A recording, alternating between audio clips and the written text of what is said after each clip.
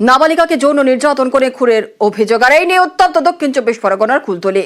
হাওয়া গরম রাজ্য রাজনীতির। বিক্ষোভের মুখে তৃণমূলের সাংসদ বিধায়ক। আরজিকরের ঘটনার তুলনা টেনে পুলিশকে নিশানা বিরোধীদের। পাল্টা তৃণমূলে প্রশ্ন, নিন্দনীয় ঘটনা, পুলিশ ব্যবস্থা নিয়েছে, এর সঙ্গে রাজনীতির সম্পর্ক কি?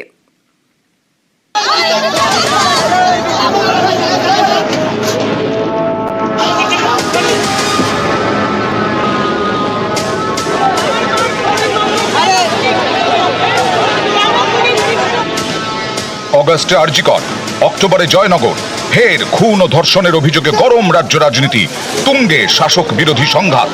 শনিবার জয়নগরে মুখোমুখি তৃণমূলের সাংসদ এবং বিজেপির বিধায়ক। নাবালিকার যৌন নির্যাতন ও খুনের অভিযোগকে কেন্দ্র করে শনিবার সকাল থেকেই উত্তপ্ত কুলতলি। বেলা যত বাড়ে একে একে এলাকায় আসতে শুরু করেন রাজনীতিকরা।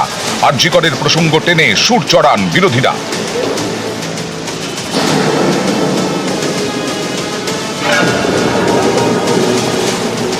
বারবার পশ্চিমবঙ্গে মহিলাদের উপর এই যে অত্যাচার, তাই আমরা চেয়েছি বডি প্রিজার্ভ করা হোক, সংরক্ষণ করা হোক এবং সেকেন্ড পোস্টমর্টম করা হোক কোনো কেন্দ্রীয় হাসপাতাল থেকে। আমরা আরজি করেও দেখেছি এইভাবে প্রিজার্ভ করা হয়নি এবং যা এভিডেন্স ছিল সেগুলো ট্যাম্পার করা হয়েছে, নষ্ট করে দেওয়া হয়েছে।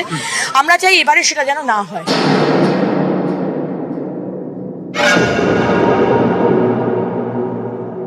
পুলিশের কাজ কর্ম নিরপেক্ষ স্বচ্ছভাবে নয়, যতক্ষণ না পর্যন্ত ম্যাজিস্ট্রেটের দেখরেখে ভিডিওগ্রাফি সমেত পরিবারের একজনকে রেখে পোস্টমর্টম হচ্ছে না, আমরা ছেড়ে দেব না। আমরা চাই না আরজিকরের মতন সরকার তথ্য প্রমাণ লোপাট করে দিক।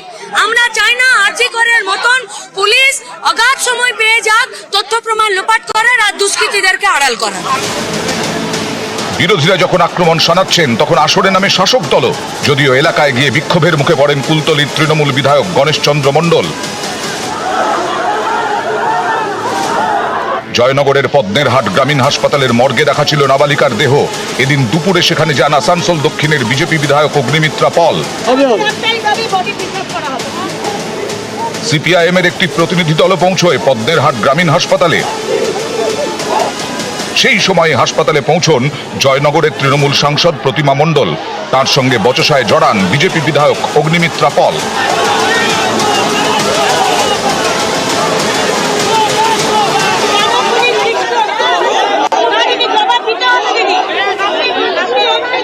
কেউ বলছে প্রতিমা মণ্ডল টিএমসি, তেমনি এখানে অন্য দলের রাজনৈতিক প্রতিনিধিরা এসেছেন, তারা বলছেন এটা করতে হবে, ওটা করতে হবে, কিন্তু আমি তো তাদের কথা ফলো করব না। আমি একমাত্র সেই পরিবারের বাবা মা তারা কি বলছে সেইটা নিয়ে সরকারকে বলে তারা যেটা চায় আমরা সেই ব্যবস্থাটুকুই করতে এসেছি এবং ওদের পাশে থাকতে এসেছি। প্রশাসনও পাশে আছে, আমি চলেও যেতে আসিনি, আমি এখানে দাঁড়িয়েই থাকি।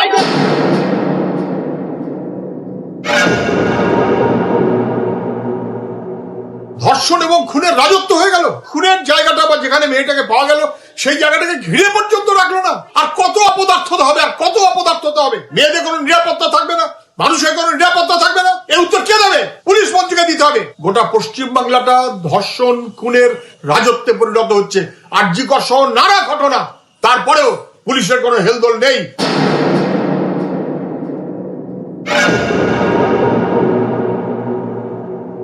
এই দেবীপক্ষ স্বস্তির নয়, অভয়ার বিচার এখনো হয়নি। এবার দেবীপক্ষের মধ্যে জয়নগরের বিজয়াকে নির্যাতন করে তাকে ধর্ষণ করে মারা হয়েছে। একজন নাগরিক হিসেবে, মেয়ের বাবা হিসেবে আমি ঠিক করেছি আমি মণ্ডপে যাব, কিন্তু কোথাও পুজো উদ্বোধনে যাব না এবং আগামীকাল আমি জয়নগরেও পৌঁছবো।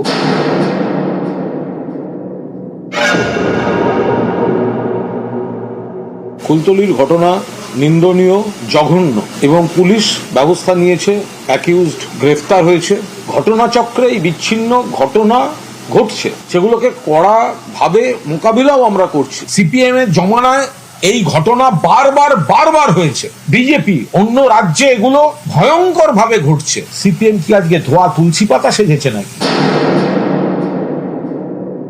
পুলিশ আরো দেখুক যে অভিযোগটা আসছে, এই থানা বলেছে ওই ফাঁড়িতে যান, ওই ফাঁড়ি বলেছে এই থানায় যান। যদি এই ঘটনা ঘটে থাকে, জেলা পুলিশ সুপারের কাছে অনুরোধ থাকবে তদন্ত করুন, চিহ্নিত করুন, যদি এই ঘটনা ঘটে থাকে সেই পুলিশ কর্মীদের বিরুদ্ধে যথাযথ ব্যবস্থা, প্রশাসনিক ব্যবস্থা নিন।